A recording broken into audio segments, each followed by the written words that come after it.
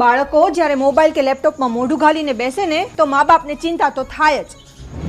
વારે વારે જઈને ચેક કરવું પડે કે મોબાઈલમાં શું જુએ છે. એટલે જ તો અમને ખબર પડી કે અમારી કિંજલ વર્ચ્યુઅલ ક્લાસથી ભણે છે. કિંજલ જેવા હજારો વિદ્યાર્થીઓને દરરોજ શિક્ષકો દ્વારા મોકલવામાં આવે છે વર્ચ્યુઅલ ક્લાસની લિંક, અને તેથી ગુજરાત સરકારના આ નવતર પ્રયાસને મળી છે અભૂતપૂર્વ સફળતા. ગુજરાત વર્ચ્યુઅલ શાળા, એ પણ ધોરણ 9 થી 12 સુધી, જેમાં હજારો વિદ્યાર્થીઓને મળે છે આધુનિક વર્ગખંડ જેવો અનુભવ. Diksha portal, YouTube Gujarat e class channel, Facebook, Microsoft Teams તેમજ જીઓ ટીવી જેવા માધ્યમો દ્વારા આ ક્લાસીસનું દરરોજ લાઈવ વેબકાસ્ટ થાય છે.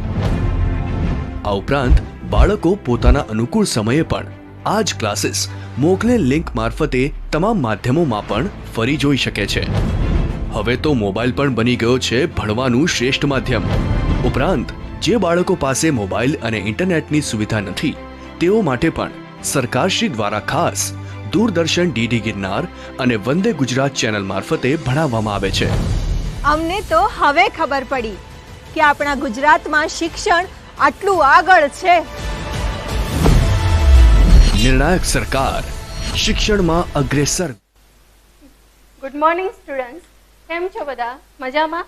ગુરુવારની આજની આ સવારે વર્ચ્યુઅલ શાળામાં આપનું ખૂબ ખૂબ સ્વાગત છે. દરેક વિદ્યાર્થી મિત્રોને ખાસ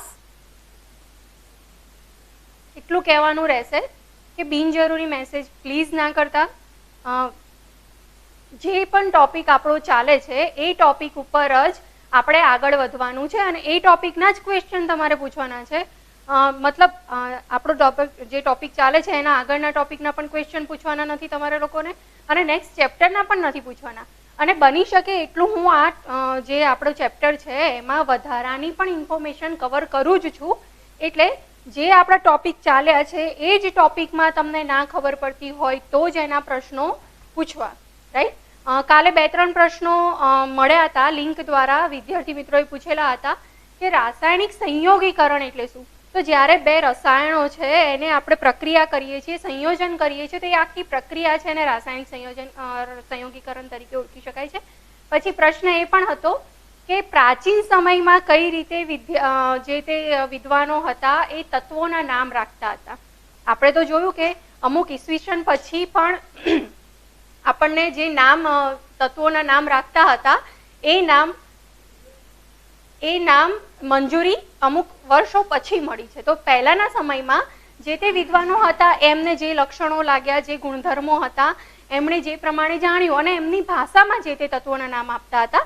સપોઝ કે સોનું છે, ગોલ્ડ છે, સુવર્ણ છે, બરાબર? તો જે તે વૈજ્ઞાનિકો વિદ્વાનો હતા એ જે તે સમયમાં જે રીતે જે ધાતુ દેખાતી હતી એ રીતે એનું નામ આપતા હતા. પણ એમાં શું હતું કે સપોઝ કે આપણા દેશમાં ગોલ્ડને સોનું કહેવાતું હતું, બીજા દેશમાં બીજું કંઈક. અને આપણે એ પણ જોયું ને, નામકરણ વખતે જોયું હતું કે જે ગોલ્ડ છે એને લેટિન ભાષામાં ઓરમ કહેવાય છે. તો આ રીતે અલગ અલગ દેશોમાં અલગ અલગ નામો પ્રાચીન સમયમાં જણાતા હતા, રાઈટ? તો એ પણ ક્વેશ્ચન તમારો સોલ્વ થઈ ગયો છે.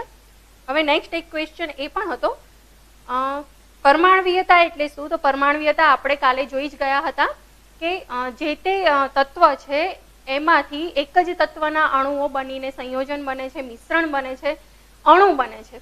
તો એમાં કેટલા પરમાણુઓ જોડાયેલા છે એને જે તે તત્વની અથવા તો જે તે સંયોજનની પરમાણ્વીયતા કહેવામાં આવે છે. આપણે ઉદાહરણો પણ જોયા હતા, આજે ફરીથી જોઈ લઈએ.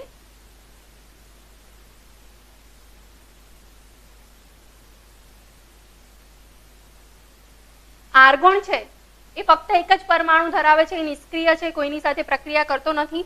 એટલે શું કહી શકાશે કે એક પરમાણ્વીય અણુ કહી શકાય છે.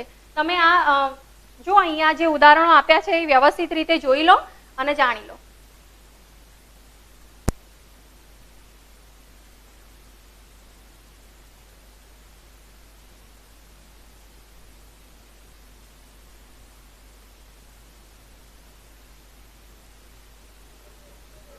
હવે અહીંયા જો આ જે અણુ છે એ 2 પરમાણુઓ ધરાવતા અણુ છે અને એ એક અણુમાં કેટલા છે પરમાણુઓ? 2 છે. તો એને દ્વિપરમાણવીય કહેવામાં આવે છે. થોડીક ટેકનિકલ ખામીના કારણે અત્યારે મને તમારી કમેન્ટ્સ જોવા મળી છે, તો હું વિદ્યાર્થી મિત્રોને ફરીથી વોર્મલી વેલકમ કરું છું. રાજુ, મંથન, દર્શિત, ઈર્ષાદ, ગુલામ, અનિતા, અનિતા, હેત, અશોક, રાવલ, સુરેશ, ગોધાવી, પાલો, સા, સુરેશ, જમોદ, ઘણા બધા વિદ્યાર્થી મિત્રો જોડાઈ ગયા છે અને હજુ પણ ઘણા બધા વિદ્યાર્થી મિત્રો જોડાતા જાય છે. બધાને ગુડ મોર્નિંગ છે. અને પ્લીઝ એટલું ખાસ ધ્યાનમાં રાખજો કે તમને જો અમારા ગુજરાત સરકારના આ વર્ચ્યુઅલ શાળાના સીસીસી જે અહીંયા ચાલી રહ્યું છે એ બધા ટેકનિકલ ટીમના અને અમારા શિક્ષકોના એફર્ટ્સ જો ગમતા હોય તો નીચે લાઇકનું બટન છે એ ખાસ દબાવજો, બરાબર છે. એના દ્વારા જ અમને વધારે ને વધારે સારી રીતે તમને લોકોને ભણાવવાની કંઈક નવું લાવવાની પ્રેરણા મળે છે.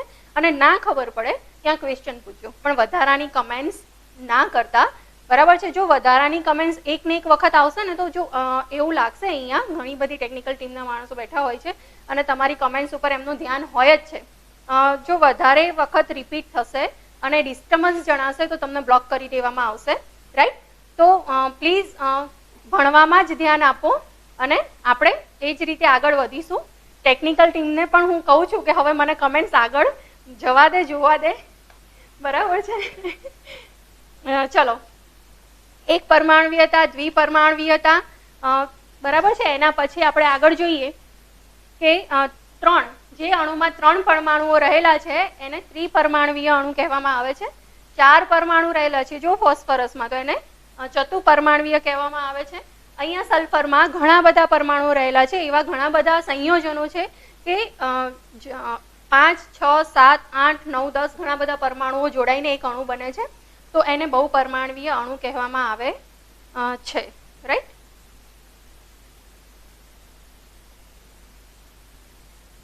કોઈ ક્વેશ્ચન હોય તો તમે મને પૂછી શકો છો. કાલે તમારો જે લાઇટનો પ્રોબ્લેમ હતો આઈ હોપ એ પણ સોલ્વ થઈ ગયો હશે, બરાબર છે. હવે આગળ બીજો એક ક્વેશ્ચન એ હતો દળ સંચયનો નિયમ સમજાવો. હવે દળ સંચયનો નિયમ છે એ આપણે પહેલા કે બીજા લેક્ચરમાં સમજી ગયા હતા. તમે આગળના વિડીયો ફરીથી ફોરવર્ડ કરીને જોઈ લેજો અને એમાં પણ આગળના વિડીયો તમે ફરીથી જોશો ને એટલે તમને ખ્યાલ આવી જશે. અને બીજા ઘણા બધા પ્રશ્નો એવા છે કે જે ટોપિક આપણે આજે ભણવાના છીએ, રાઈટ. એટલે મેં તમને પહેલા પણ કીધું કે જે ટોપિક ચાલે છે એ જ ટોપિકની ચર્ચા કરીશું. એ જ ટોપિકના તમે મને પ્રશ્નો પૂછશો તો વધારે સારી રીતે હું તમને સોલ્યુશન આપી શકીશ. સોડિયમ ક્લોરાઇડ એ શું છે? કાલે આપણે પરમાણુઓ અને અણુઓ જોયા હતા અને ફરી વખત આપણે એને જોઈ લઈએ. સોડિયમ ક્લોરાઇડ છે શું?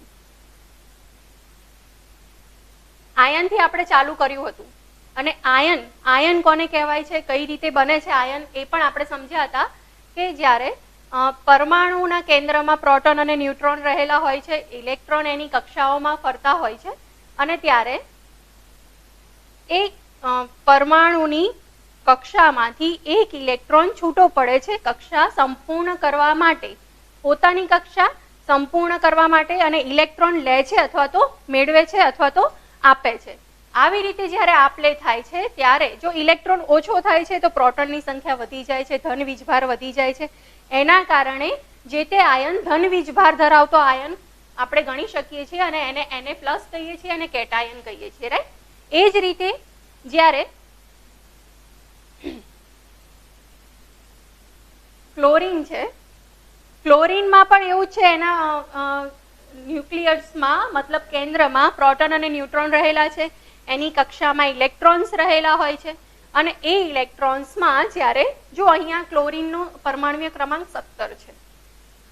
હવે ઇલેક્ટ્રોનને આપણે ગોઠવીએ છીએ કક્ષામાં તો 2 ઇલેક્ટ્રોન પહેલી કક્ષામાં, એના પછી 8 ઇલેક્ટ્રોન બીજી કક્ષામાં ગોઠવાય છે અને ત્રીજી કક્ષામાં કેટલા ઇલેક્ટ્રોન ગોઠવાય છે? 7 ઇલેક્ટ્રોન ગોઠવાય છે. તો એને એની કક્ષા સંપૂર્ણ કરવા માટે તો સોડિયમના જે પરમાણુ છે એ પરમાણુની પરમાણ્વીય કક્ષામાંથી એક ઇલેક્ટ્રોન ગાયબ થાય છે મતલબ જાય છે એટલે Na+ અણુ બને છે અને એ અહીંયા દર્શાવેલું છે કે સોડિયમનો અણુ એમાંથી એક ઇલેક્ટ્રોન બીજી એક કક્ષામાંથી બહાર જાય છે અને બીજા તત્વ સાથે જોડાય છે તો એક કક્ષા ઓછી થાય છે અને એના કારણે આ જે સોડિયમનો અણુ છે એ ધન ભારિત બને છે રાઈટ. એના પછી આપણે આગળ જોઈએ કે ક્લોરીન. ક્લોરીનનો પણ અણુ આપણે જોયો હતો કે પરમાણુમાં ન્યુટ્રોન અને પ્રોટોન રહેલા છે, ઇલેક્ટ્રોન એની પરમાણુય કક્ષામાં રહેલા છે, અને પરમાણુય કક્ષા ત્રીજી કક્ષા પૂરી કરવા માટે એને કેટલા ઇલેક્ટ્રોનની જરૂર છે? 1 ઇલેક્ટ્રોનની જરૂર છે. હવે એ ક્લોરીન 1 ઇલેક્ટ્રોન મેળવે છે તો એના ઇલેક્ટ્રોન વધી જાય છે પ્રોટોનની સંખ્યા કરતા. તો ઇલેક્ટ્રોન વધે છે પ્રોટોનની સંખ્યા કરતા ત્યારે એ ઋણ વીજભારિત થાય છે, અને એના કારણે આપણે એને Cl માઇનસ તરીકે લખીએ છીએ અને એને એનાયન તરીકે ઓળખવામાં આવે છે. એના પછી આપણે આગળ જોઈએ કે Cl પરમાણુ અને એમાં એક પરમાણુ એડ થયો એટલે Cl માઇનસ ઋણ વીજભારિત પરમાણુ થયો. રાઈટ. હવે સોડિયમનો અણુ, સોડિયમનો પરમાણુ અને ક્લોરીનનો પરમાણુ. સોડિયમ એક ઇલેક્ટ્રોન ગુમાવે છે અને ક્લોરીન 1 ઇલેક્ટ્રોન મેળવે છે. હવે જ્યારે સોડિયમ 1 ઇલેક્ટ્રોન ગુમાવીને ક્લોરીનને આપે છે, ક્લોરીન સોડિયમ જોડેથી 1 ઇલેક્ટ્રોન મેળવે છે. હવે આ રીતે જે બંધ બને છે એના દ્વારા સોડિયમ ક્લોરાઇડ બને છે. અને જે સોડિયમ ક્લોરાઇડ બને છે તો સોડિયમ ક્લોરાઇડ એ એક સંયોજન બને છે, અને એ સંયોજનનો એક અણુ એ સ્વતંત્ર નથી હોતો, એક આખી સ્ફટિકની રચના હોય છે, અને એ સ્ફટિકમય રચનાને આપણે સામાન્ય ભાષામાં મીઠું તરીકે ઓળખીએ છીએ.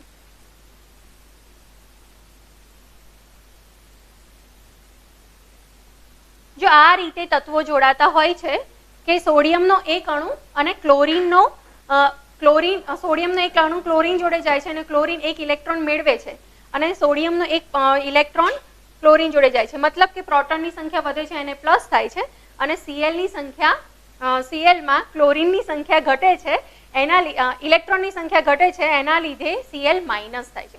આ રીતે જો આપણે જોઈએ કે NaCl કઈ રીતે બને છે તો પ્રોટોનની સંખ્યા વધે એટલે Na પ્લસ, અને ક્લોરીનમાં ઇલેક્ટ્રોનની સંખ્યા વધે એટલે Cl માઇનસ.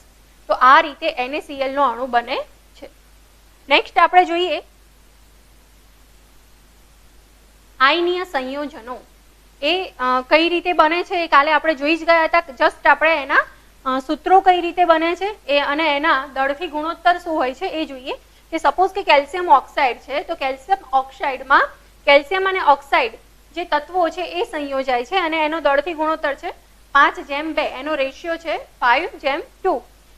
મેગ્નેશિયમ સલ્ફાઇડ, તો મેગ્નેશિયમ અને સલ્ફર તત્વો છે એ સંયોજાઈને મેગ્નેશિયમ સલ્ફાઇડ બને છે, અને એના જે દળથી ગુણોત્તર છે એ 3:4 છે. એના પછી સોડિયમ ક્લોરાઇડ, એ પણ હમણાં આપણે જોઈ ગયા, પણ એનો દળથી ગુણોત્તર કેટલો છે? 23. રેશિયો એનો 23:35.5 છે. તો આ રીતે એના દળથી ગુણોત્તર આપણને જોવા મળે છે. એના પછી આયન. આપણે આયન જે આપણે વીજભારિત જોયા, ઋણ વીજભારિત જોયા, આયનની વ્યાખ્યા જોઈ, અને આપણે જે સોડિયમના અને ક્લોરીનના જે ઉદાહરણો જોયા એના ઉપરથી ફરીથી અમુક 2-3 જે મુદ્દા છે એ ફરીથી આપણે જોઈ લઈએ. તો પહેલો મુદ્દો શું કહે છે કે ધાતુ અને અધાતુ યુક્ત સંયોજનો. જો ધાતુ અને અધાતુ યુક્ત સંયોજનો મતલબ કે અમુક એવા સંયોજનો હોય છે કે જેમાં ધાતુ હોય છે, અમુક એવા સંયોજનો હોય છે કે જેમાં ધાતુ હોતી નથી. તો એવા જે સંયોજનો છે એ વીજભારિત ઘટકોના બનેલા હોય છે, અને આ વીજભારિત ઘટકોને આયન કહેવામાં આવે છે. આયન વીજભારિત કણ હોય છે અને તે ધન વીજભારિત અથવા ઋણ વીજભારિત હોય છે. આપણે જોઈ ગયા કે સોડિયમ ક્લોરાઇડના ઉદાહરણ ઉપરથી કે સોડિયમ જે છે ધન વીજભારિત છે, ક્લોરીન જે છે એ ઋણ વીજભારિત છે. એના પછીનો મુદ્દો કે આયન એક વીજભારિત પરમાણુ. એક વીજભારિત પરમાણુ એટલે આપણે સોડિયમનો વીજભાર કેટલો હતો?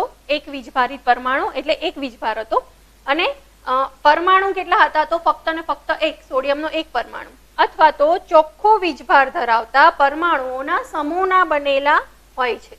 પરમાણુઓના સમૂહ એટલે એના પણ ઉદાહરણ આપણે આગળ જોઈશું. પણ તમારા જે ક્વેશ્ચન્સ હતા એમાં એક ક્વેશ્ચન એ પણ હતો કે બહુપરમાણવીય આયન એટલે શું. તો એ ક્વેશ્ચન અહીંયા એની ડેફિનેશન આપેલી છે કે એક વીજભારિત પરમાણુ અથવા તો ચોખ્ખો વીજભાર ધરાવતા પરમાણુઓના સમૂહના બનેલા હોય છે. હવે વીજભાર ધરાવતા પરમાણુઓના જે સમૂહ છે એ સમૂહ બહુ પરમાણવીય આયન તરીકે ઓળખાય છે. હવે એના ઉદાહરણો આપણે આગળ જોઈએ છીએ. નેક્સ્ટ જોઈએ કે ધારો કે આપણે પહેલું એક ઉદાહરણ લઈએ, આયન, અને એ આયન કઈ રીતે બને છે, કઈ રીતે +1 Na+ લખીએ છીએ એ હમણાં આપણે જોયું. એના ઇલેક્ટ્રોન કઈ રીતે ગતિ કરે છે એ જોઈએ કે એનો પરમાણ્વીય ક્રમાંક કેટલો છે. તો પહેલા તો 11 છે અને એના ઉપરથી એના ઇલેક્ટ્રોનની ગોઠવણી થાય છે. એના કેન્દ્રમાં, એના ન્યુક્લિયસમાં સોડિયમના ન્યુક્લિયસમાં ન્યુટ્રોન અને પ્રોટોનની સંખ્યા કેટલી છે? તો 11 જોવા મળે છે. હવે સોડિયમનો ન્યુક્લિયસ, એમાં પ્રોટોન અને ન્યુટ્રોન આવેલા છે. આપણે આગળના જે સોડિયમ અને ક્લોરીનના ઉદાહરણમાં જોયા હતા એ રીતે કેન્દ્રમાં ન્યુટ્રોન અને પ્રોટોન આવેલા હોય છે. એની પહેલી કક્ષામાં 2 ઇલેક્ટ્રોન ગોઠવાય છે. પહેલી કક્ષામાં 2 ઇલેક્ટ્રોન ગોઠવાય છે. હવે એ જે 2 ઇલેક્ટ્રોન છે એ બંને ઇલેક્ટ્રોન પછી હવે અહીંયા આપણે કેટલી એની 11 આપણે ઇલેક્ટ્રોન એને કક્ષાઓમાં ગોઠવવાના છે. તો પહેલી કક્ષામાં 2 ઇલેક્ટ્રોન. હવે બીજી જે કક્ષા છે એમાં 8 ઇલેક્ટ્રોન ગોઠવાશે. હવે આ જે 8 ઇલેક્ટ્રોન છે એ 8 ઇલેક્ટ્રોન અને 2 ઇલેક્ટ્રોન, ટોટલ કેટલા ઇલેક્ટ્રોન થયા? 10 ઇલેક્ટ્રોન. એના પછી જે 1 ઇલેક્ટ્રોન વધે છે એ 1 ઇલેક્ટ્રોન ત્રીજી કક્ષામાં ગોઠવાશે. હવે આ જે ઇલેક્ટ્રોન ત્રીજી કક્ષામાં ગોઠવાય છે, હવે ત્રીજી કક્ષા આપણને સંપૂર્ણ કરવા માટે બીજા 7 ઇલેક્ટ્રોનની જરૂર પડે છે કે 7 ઇલેક્ટ્રોન મેળવવા કરતાં 1 ઇલેક્ટ્રોન ગુમાવવો વધારે સહેલો હોય છે. એટલે સોડિયમ શું કરે છે? 1 ઇલેક્ટ્રોન ગુમાવી દે છે અને એના કારણે એની જોડે કેટલા ઇલેક્ટ્રોન રહે છે? 10 ઇલેક્ટ્રોન. હવે 10 ઇલેક્ટ્રોન રહે છે પણ પ્રોટોનની સંખ્યા છે 11. પ્રોટોન ધન વીજભાર ધરાવે છે એટલે સોડિયમ જે છે એ ધન વીજભારિત બને છે. રાઈટ? આ જ રીતે આપણે બીજું એક ઉદાહરણ લઈએ, હાઇડ્રોજનનું ઉદાહરણ લઈએ. હવે હાઇડ્રોજનના ઉદાહરણમાં સોડિયમ હતો એ ધાતુનું ઉદાહરણ હતું. જો તમે જોઈ શકો છો, મેં અહીંયા 3 પ્રકારના ઉદાહરણો લીધા છે. એક ધાતુ, પછી બીજો છે અધાતુ પ્રકારના સંયોજનો, અને ત્રીજો છે બહુપરમાણ્વીય આયનો. એના ઉદાહરણો લીધા. તો પહેલું આપણે જોયું ધાતુનું. હવે એના પછી જોઈએ હાઇડ્રોજન. હાઇડ્રોજનનો પરમાણ્વીય ક્રમાંક કેટલો છે? 1. અને એના જે કેન્દ્રમાં પ્રોટોન અને ન્યુટ્રોનની સંખ્યા કેટલી રહેલી છે? તો પ્રોટોન છે 1 અને ન્યુટ્રોન છે 0, મતલબ ન્યુટ્રોનની સંખ્યા 0 છે. હવે હાઇડ્રોજનના ન્યુક્લિયસમાં પ્રોટોન અને ન્યુટ્રોનની સંખ્યા રહેલી છે. હવે એમાં 1 ઇલેક્ટ્રોન છે, આપણે એ 1 ઇલેક્ટ્રોન એની પહેલી જ કક્ષામાં ગોઠવાઈ જશે. હવે 1 ઇલેક્ટ્રોન એની પહેલી જ કક્ષામાં ગોઠવાઈ જશે. હવે એ જે ઇલેક્ટ્રોન છે, હવે અહીંયા 2 શક્યતાઓ આપણને જોવા મળશે. કાં તો હાઇડ્રોજન ઇલેક્ટ્રોન ગુમાવશે અથવા તો ઇલેક્ટ્રોન મેળવશે. અહીંયા સૌ પ્રથમ આપણે એ જોઈએ કે સપોઝ કે જો હાઇડ્રોજન ઇલેક્ટ્રોન ગુમાવે છે તો શું થશે? હાઇડ્રોજન ઇલેક્ટ્રોન ગુમાવે છે એટલે ઇલેક્ટ્રોનની સંખ્યા શું થઈ જશે? 0 થઈ જશે, ઓછી થઈ જશે પ્રોટોન કરતા. પ્રોટોનની 1 છે એટલે હાઇડ્રોજન જે તત્વ છે એ કેવું બની જશે? ધનવીજભારિત આયન બની જશે અને એને આપણે H+ વડે દર્શાવીએ છીએ. અને એને આપણે શબ્દોમાં લખવું હોય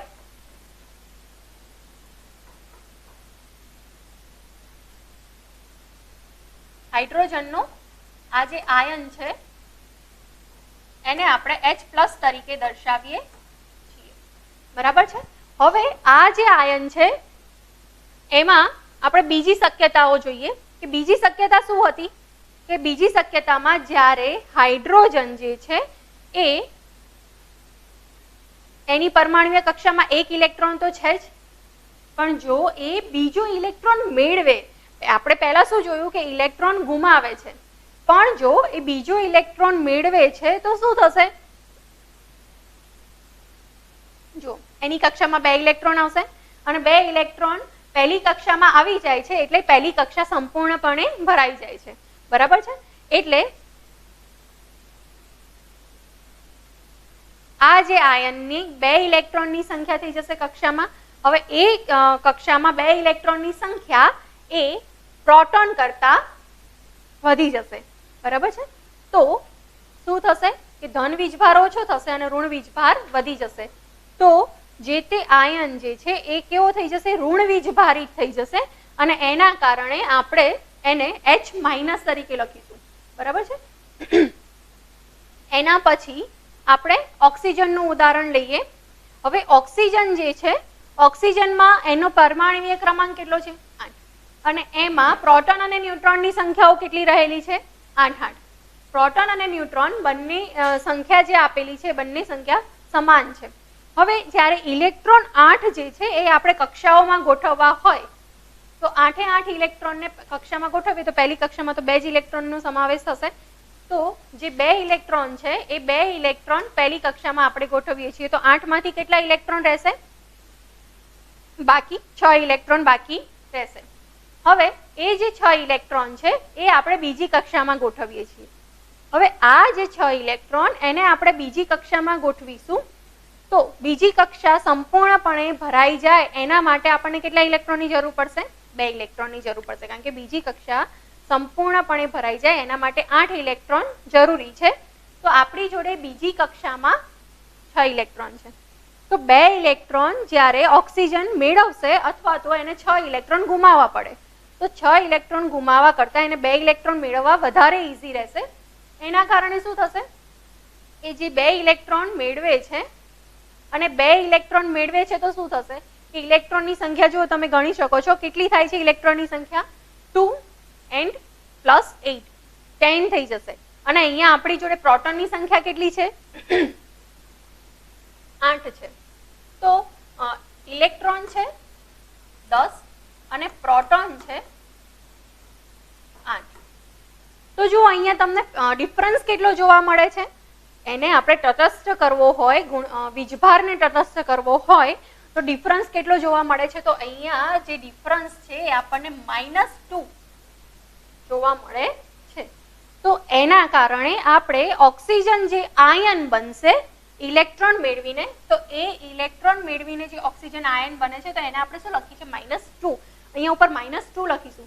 ક્લોરીનમાં આપણે એક જ ઇલેક્ટ્રોન મેળવતા હતા અને એના કારણે એનો ઋણ વીજભાર વધી જતો હતો તો ક્લોરીન Cl-1 બોલતા હતા, પણ લખવામાં જ્યારે -1 હોય છે તો જસ્ટ આપણે ખાલી માઇનસ જ લખીએ છીએ, -1 એવું લખતા નથી.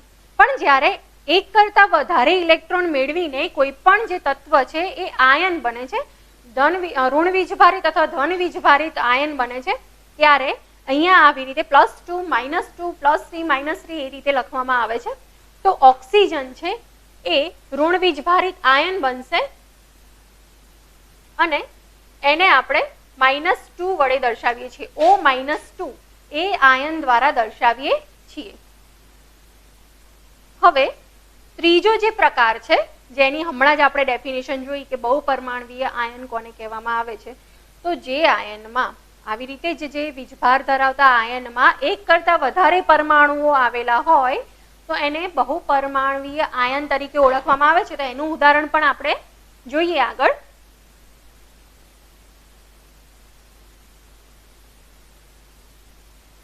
બે પરમાણુઓ ભેગા કરીને એક આયન બનાવીએ છીએ જુઓ, અને એ કેવો થશે? બહુપરમાણવીય આયન થશે. પણ એ કઈ રીતે બને છે? આપણે તો અત્યાર સુધી તો એક જ પરમાણુ લઈને એક સંયોજન બનાવતા હતા. અહીંયા તો એક પરમાણુ લઈને હજુ તો આયન જ બને છે, સંયોજન બનતું નથી. પણ એ આયન પણ કઈ રીતે બને છે તો એની રચના આપણે જોઈએ કે ઓક્સિજનની હમણાં જ રચના જોઈ કે ઓક્સિજન બે ઇલેક્ટ્રોન મેળવીને ઓક્સિજન O-2 બન્યો છે. એ જ રીતે હાઇડ્રોજન જે છે એ એક ઇલેક્ટ્રોન ગુમાવીને H+ બન્યો છે. હવે આ જે બે આયન છે O-2 અને H+, આ બંને આયનોમાં પણ હજુ શું થશે કે જ્યારે આપણે તટસ્થ કરવો હોય તો હાઇડ્રોજન +1 એને એક ઇલેક્ટ્રોનની જરૂર છે, તટસ્થ થવા માટે એક ઇલેક્ટ્રોનની જરૂર છે, અને ઓક્સિજનને તો 2 ઇલેક્ટ્રોન ગુમાવવા પડશે ત્યારે એના મૂળ સ્વરૂપમાં આવશે, મતલબ તત્વ તરીકે આવશે આયનમાંથી. પણ અહીંયા લેવા વાળું ફક્ત એક જ ઇલેક્ટ્રોન લેવા માંગે છે, હાઇડ્રોજન, એને એક જ ઇલેક્ટ્રોનની જરૂર છે. તો જસ્ટ ખાલી એક ઇલેક્ટ્રોન ઓક્સિજનની કક્ષામાંથી એક ઇલેક્ટ્રોન ક્યાં જશે? હાઇડ્રોજન જોડે જશે. અને એના દ્વારા જ્યારે હાઇડ્રોજન જોડે જાય છે એક ઇલેક્ટ્રોન, એટલે આ જે હાઇડ્રોજન જે છે એ કેવો બની જશે? વીજભાર વગરનો, સંપૂર્ણપણે તટસ્થ, નહીં ધન વીજભાર નહીં ઋણ વીજભાર, જે હાઇડ્રોજન તત્વ છે એ બની જશે અને એની કક્ષામાં 2 ઇલેક્ટ્રોન એ મેળવી લેશે. હવે અહીંયા ઇલેક્ટ્રોન મેળવે છે પણ શું થશે કે માઇનસ આયન એક બની જાય છે ને, અહીંયા શું થાય છે કે એક ઇલેક્ટ્રોન ગુમાવે છે પણ એ પણ એક માઇનસ રહે છે. હવે આ બંને જ્યારે તત્વો જોડાય છે તો એ બંને જોડાય છે ત્યારે એક આયન બને છે અને એ આયન શું બને છે? OH-1 હાઇડ્રોક્સાઇડ આયન બને છે. OH-1 હાઇડ્રોક્સાઇડ આયન કેવો છે? બહુપરમાણવીય આયન તરીકે એને ઓળખવામાં આવે છે. અને આ જ રીતે ઘણા બધા પરમાણુઓ એની કક્ષામાં ઇલેક્ટ્રોનની આપલે દ્વારા આયન બને છે. એના ઉદાહરણ આપણે જોઈએ.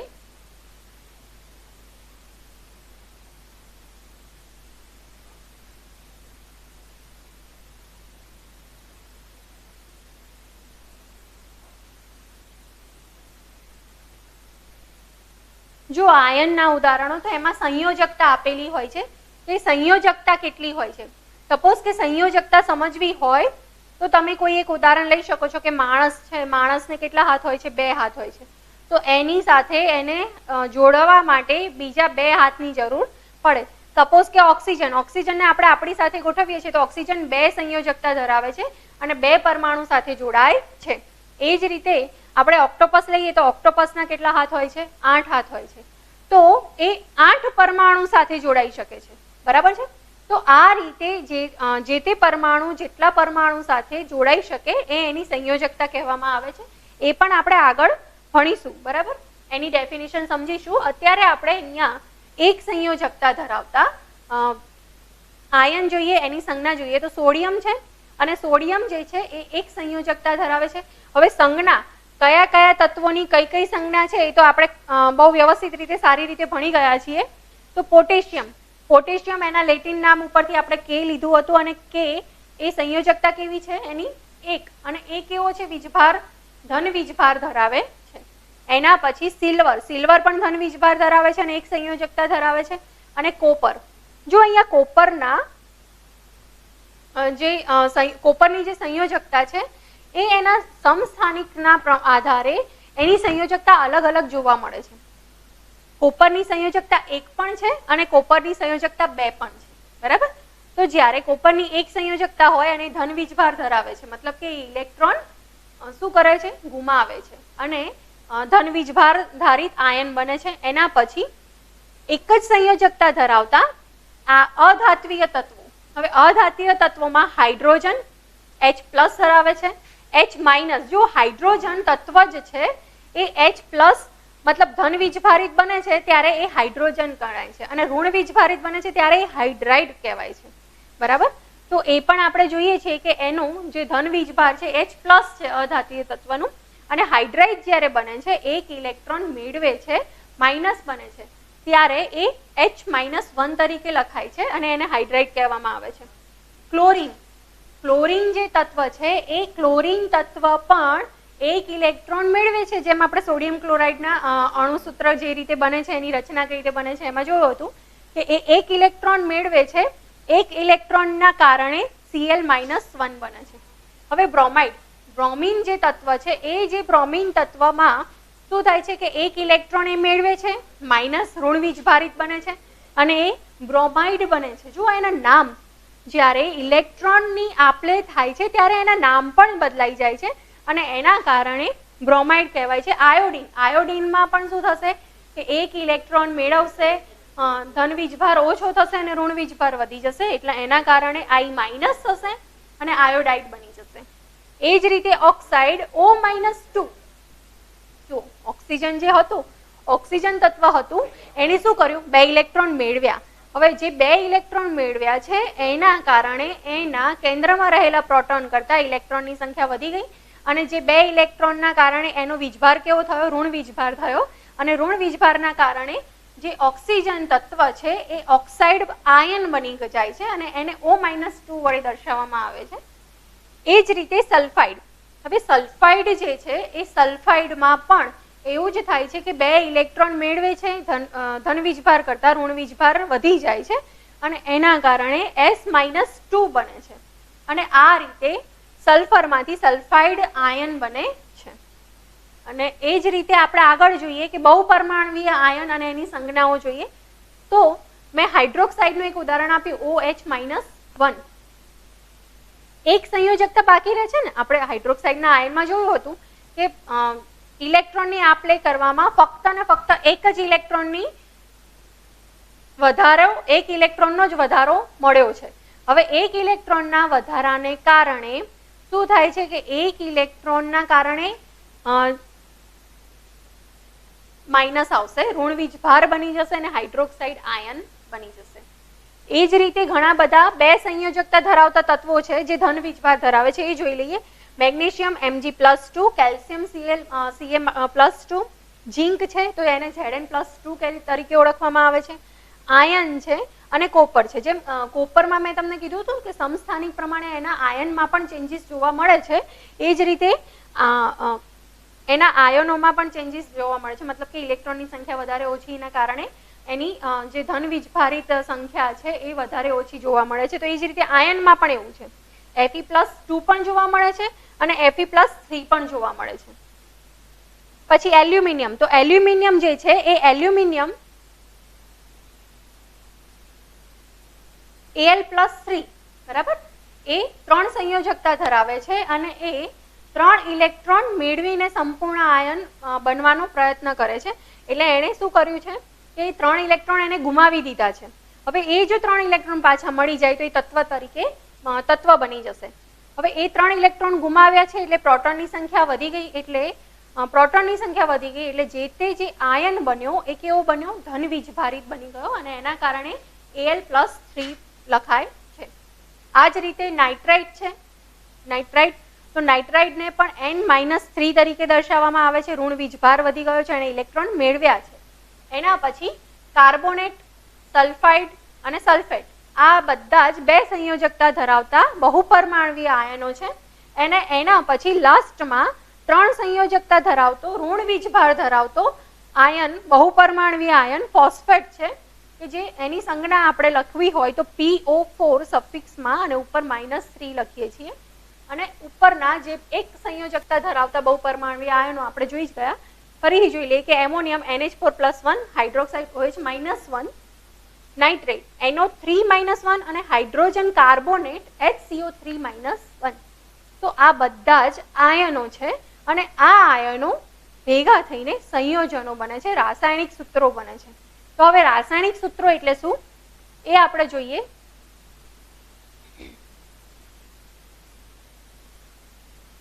કોઈ પણ સંયોજનના બંધારણનું સાંકેતિક નિરૂપણ એટલે રાસાયણિક સૂત્ર, બરાબર છે.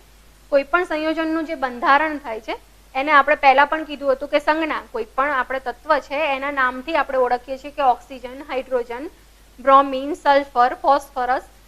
પણ જ્યારે એ જે તત્વો બંધારણમાં બને છે, સંયોજનના બંધારણ, અણુનું બંધારણ બને છે, મિશ્રણ બને છે, ત્યારે એ જે તત્વો છે એ સંયોજનના બંધારણમાં અથવા તો અણુના બંધારણમાં જે પરમાણુઓ રહેલા છે એના દ્વારા, એના નામ દ્વારા, એની જે સંજ્ઞા છે એના દ્વારા એનું સાંકેતિક નિરૂપણ કરવામાં આવે છે. અને એ સાંકેતિક નિરૂપણ જે કરવામાં આવે છે એને રાસાયણિક સૂત્ર કહેવામાં આવે છે.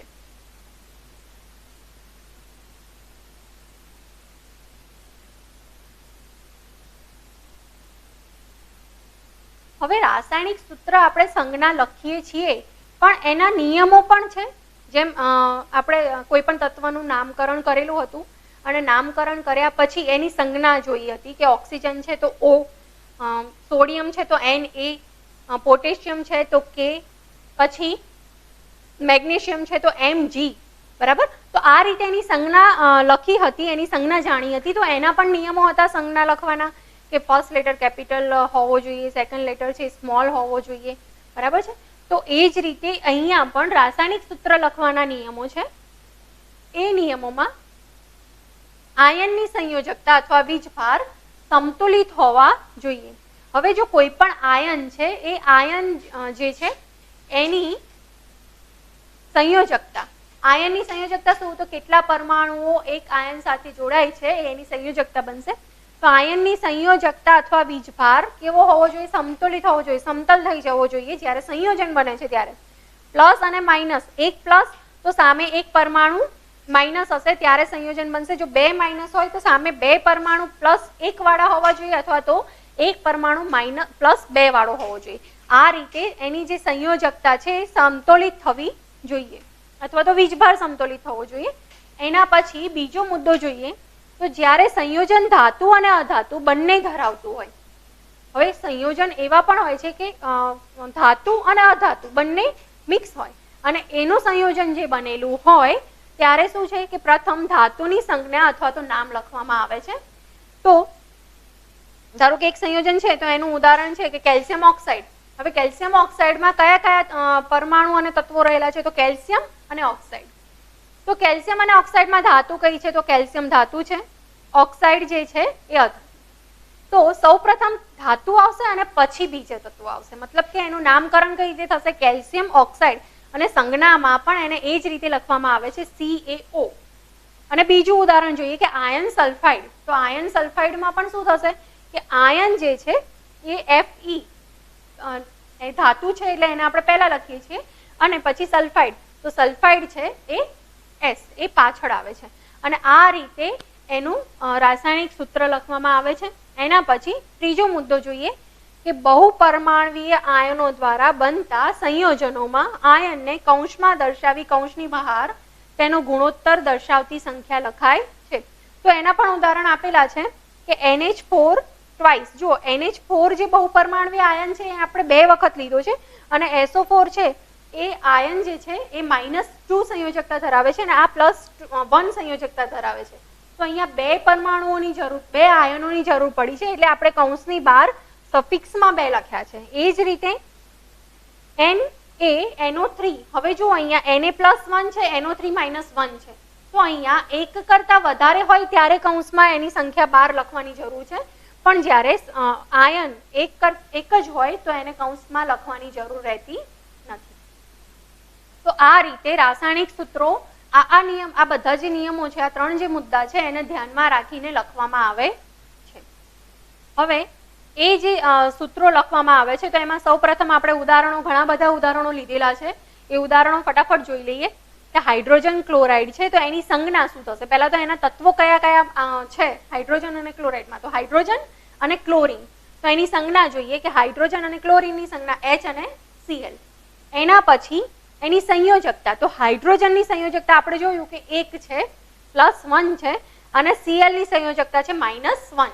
હવે એ બંનેના અણુસૂત્રો કઈ રીતે લખવામાં આવે છે? તો હાઇડ્રોજનની Cl ના કેટલા પરમાણુ જોઈશે? 1 પરમાણુ, 1 આયન જોઈશે. અને હાઇડ્રોજનનો એક આયન ક્લોરીન, તો ક્લોરીનનો પણ એક આયન જોઈશે. મતલબ એક પ્લસ છે ને એક માઇનસ છે.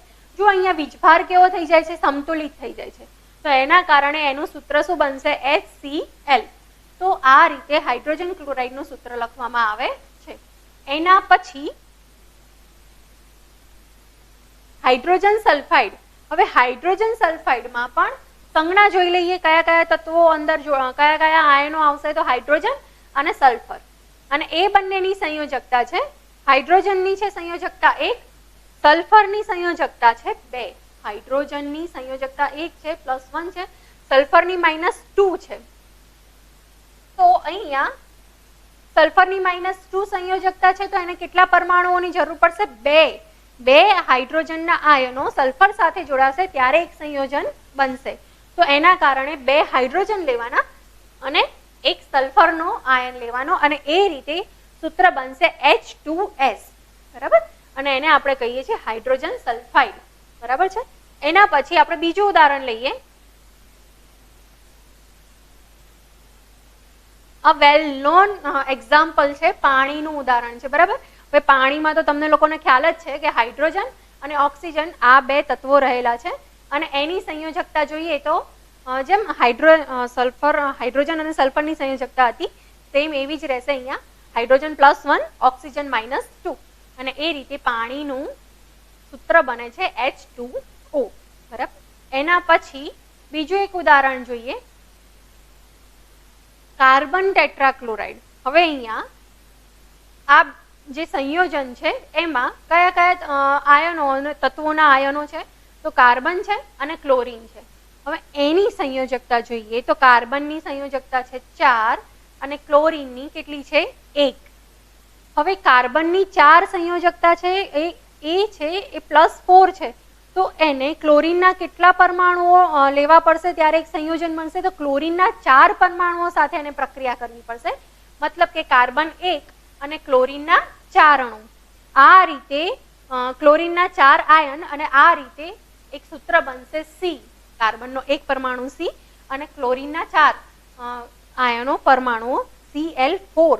અને આ રીતે આપણે રાસાયણિક સૂત્ર કાર્બન ટેટ્રાક્લોરાઇડનું લખીએ છીએ. એના પછી મેગ્નેશિયમ ક્લોરાઇડ. તો હવે જુઓ, મેગ્નેશિયમ અને ક્લોરીન આ બંને તત્વો રહેલા છે, પણ અહીંયા સંયોજકતા ખાસ ચેન્જ થશે કે Mg+2 થશે. બે સંયોજકતા, ધન વીજભાર ધરાવતો આયન છે, ક્લોરીનનું એક સંયોજકતા. હવે અહીંયા શું થશે કે મેગ્નેશિયમની સંયોજકતા 2 છે, તો ક્લોરીનના કેટલા પરમાણુ? એક પરમાણુ જોડાશે તો જો એનો એક હાથ ખાલી રહેશે ને, તો એ હાથ ભરવા માટે બીજો ક્લોરીનનો એક અણુ જોઈશે. તો ક્લોરીનના 2 પરમાણુ અને મેગ્નેશિયમનો એક પરમાણુ, અને આ રીતે મેગ્નેશિયમ ક્લોરાઇડ. આ રીતે રાસાયણિક સૂત્ર લખી શકાય છે. નેક્સ્ટ ઉદાહરણ જોઈએ, એલ્યુમિનિયમ ઓક્સાઇડ. એ જ સેમ એઝ એલ્યુમિનિયમ અને ઓક્સિજન. એની સંયોજકતા જોઈએ તો એલ્યુમિનિયમની સંયોજકતા આપણે જોઈ હતી, 3 સંયોજકતા છે, +3 ધન વીજભારિત આયન છે અને ઓક્સિજન છે -2 ઋણ વીજભારિત આયન છે. ક્રોસમાં આપણે મલ્ટીપ્લાય કરીએ છીએ, ક્રોસમાં અણુઓની સંખ્યા આપણે ગોઠવીએ છીએ અને એના દ્વારા હવે એલ્યુમિનિયમના 2 અણુ લેવાના, 2 તત્વો લેવાના, 2 આયન લેવાના અને ઓક્સિજનના 3 આયન લેવાના, અને આ રીતે એનું સૂત્ર બનશે Al2O3, ઓક્સિજનના 3 આયનો. તો આ રીતે એલ્યુમિનિયમ ઓક્સાઇડ લખી શકાય છે. એના પછી calcium oxide, same as calcium અને ઓક્સિજન સંયોજકતા છે એની કેલ્શિયમ +2 અને ઓક્સિજન -2. જુઓ અહીંયા, હવે અહીંયા ખાસ જોવાનું શું થાય કે ઓક્સિજનના 2 પરમાણુ લઈશું, કેલ્શિયમના 2 પરમાણુ લઈશું, તો સંજ્ઞા શું લખીશું? આપણે તો કહીએ છીએ ને કે કેલ્શિયમના 2 પરમાણુ હોય તો Ca2 અને O2 આ રીતે લખાય. પણ અહીંયા બંનેના 2 પરમાણુ છે, તો એને આપણે આ રીતે પણ લખી શકીએ છીએ, કેલ્શિયમ ઓક્સાઇડ આ રીતે પણ લખી શકાય છે. અને એના કારણે એનું અણુસૂત્ર શું થશે? Ca2O2 અથવા તો CaO આ રીતે પણ લખી શકાય છે. બરાબર? તો આપણે આ કેલ્શિયમ ઓક્સાઇડનું અણુસૂત્ર 2 રીતે લખી શકીશું. નેક્સ્ટ ઉદાહરણ જોઈએ, સોડિયમ નાઇટ્રેટ. હવે સોડિયમ નાઇટ્રેટમાં કયા કયા 2 આયનો રહેલા છે? Na અને NO3. જો આ બહુ પરમાણુય આયન આવ્યો. સોડિયમ તો એક જ છે, પણ અહીંયા કયા કયા 2 તત્વોના આયનો રહેલા છે, પરમાણુઓ રહેલા છે? નાઇટ્રોજન અને ઓક્સિજન. બરાબર? તો આ બહુ પરમાણુય આયન છે, એની સંયોજકતા જોઈ લઈએ. સોડિયમની 1 છે, આની -1 છે. હવે એ બંનેને જ્યારે આપણે અણુસૂત્રમાં ગોઠવવા હોય તો કઈ રીતે લખીશું? સોડિયમનો 1 અને NO3 નો 1 અણુ, એ રીતે NaNO3 લખાય છે. એના પછી કેલ્શિયમ હાઇડ્રોક્સાઇડ. કેલ્શિયમ હાઇડ્રોક્સાઇડમાં કેલ્શિયમ અને હાઇડ્રોક્સાઇડ OH. બરાબર? આ રીતે 2 આયનો લખીશું. એની સંયોજકતા જોઈએ તો +2 OH, હમણાં જ આપણે જોયું કે -1. અહીંયા ક્રોસ મલ્ટીપ્લિકેશન કરીએ અને ક્રોસમાં લખીએ આયનોની સંખ્યા જોઈએ તો કેલ્શિયમનો 1 અને હાઇડ્રોક્સાઇડના 2. તો કઈ રીતે લખાશે? CaOH twice. આપણે જે પેલો ત્રીજો મુદ્દો લખ્યો હતો ને એ પ્રમાણે OH જે છે એના 2 પરમાણુઓ છે, 2 આયનો છે, એના કારણે આપણે બ્રેકેટની બહાર 2 લખીએ છીએ. એના પછી સોડિયમ કાર્બોનેટ. તો સોડિયમ કાર્બોનેટમાં સોડિયમ અને કાર્બોનેટ આ બંને રહેલા છે આયનો, અને એમાં સંયોજકતા 1 અને કાર્બોનેટની સંયોજકતા છે -2. આ બંને આયનોને આપણે જોડીએ છીએ તો અણુસૂત્ર લખીશું Na2CO3. તો આ રીતે આપણે રાસાયણિક સૂત્રો લખીએ છીએ. જે તે સંયોજન બને છે અને એ સંયોજનના વીજભાર સંતુલિત કરીને રાસાયણિક સૂત્રો લખવામાં આવે છે. બરાબર? હવે આ જે પરિસ્થિતિમાં આપણે અહીંયા ભણી રહ્યા છીએ એ પરિસ્થિતિમાં દરેકે દરેક વિદ્યાર્થીએ પોતાનું અને પોતાના પરિવારજનોનું ધ્યાન રાખવું જરૂરી છે. તો જ્યારે પણ તમે બહાર નીકળો છો ત્યારે માસ્ક પહેરીને જ જવાનું છે, હેન્ડ વોશ કરવાના છે, અથવા તો બહાર જાઓ છો તો હેન્ડ સેનિટાઈઝર જોડે જ રાખવાનું છે. ત્યારબાદ જો આપણે બહાર જઈએ છીએ, બહુ ભીડભાડવાળી જગ્યાએ જઈએ છીએ, તો આપણે સોશિયલ ડિસ્ટન્સ ખાસ જાળવવાનું છે, અને સોશિયલ ડિસ્ટન્સ રાખવાથી જ આપણે બચી શકીશું. અને આટલી 3 સ્ટેપની કાળજી લીધા પછી પણ જો કદાચ આપણને કોરોનાના કોઈ લક્ષણ દેખાય છે તો રેપિડ ટેસ્ટ કરીને આપણે એટલું સેફ થઈ જવાનું છે કે આપણને કોરોના પોઝિટિવ છે કે નેગેટિવ, અને સપોઝ કે કોરોના આવે છે, પોઝિટિવ આવે છે, તો એના તકેદારીના પગલાં ખૂબ જ કાળજીપૂર્વક લેવા જરૂરી છે. તો આ જ રીતે આ બધા સ્ટેપની કાળજી રાખીને તમે તમારી અને તમારા પરિવારજનોની કાળજી રાખી શકશો. So be safe and keep your society safe. આવતીકાલે આપણે ફરીથી મળીશું સારા ટોપિક સાથે, કંઈક નવા દિવસ સાથે. ત્યાં સુધી બાય બાય.